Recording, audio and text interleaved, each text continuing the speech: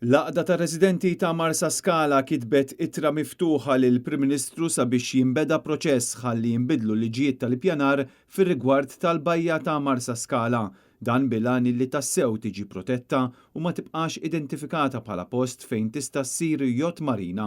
Ir-residenti jridu li b'mod permanenti jkollhom is-serħan tal-moħħ billi jinbeda l-proċess sabiex il-bajja ma tibqax identifikata bħala post fejn tista' ssir marina u jsir dak kollu possibbli sabiex il-bajja bil-ħajja li fiha u l-ħajja li toffri tiġi salvagwardjata u protetta.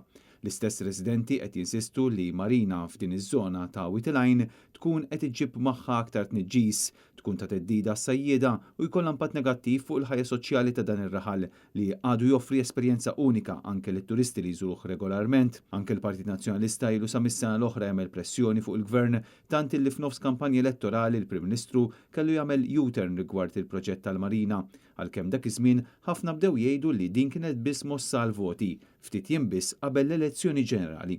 Issa, ir-residenti ta' Whiteline stess qed jgħidu li dan mhux biżżejjed tant li qed jappellaw lill-Gvern ta' qabela biex jieħu azzjoni konkreta favur il-protezzjoni tal-bajja ta' Marsa Scala. F'Jannar ta' sena ilu, ir-residenti ta' Marsa Scala kienu bagħtu ittra lill-Parlament Ewropew u lill-Kummissjoni Ewropea fejn talbu li ssir inkjesta dwar jekk il-marina ppjanata għal bajja ta' Whiteline tiksirx ir-regolamenti tal-Unjoni Ewropea kontra t-tniġġis u favur il-ħarsin tal-ħajja tal-bajja. Dik l-ittra kienet iffirmata minn 700 persuna u 8 organizzazzjonijiet.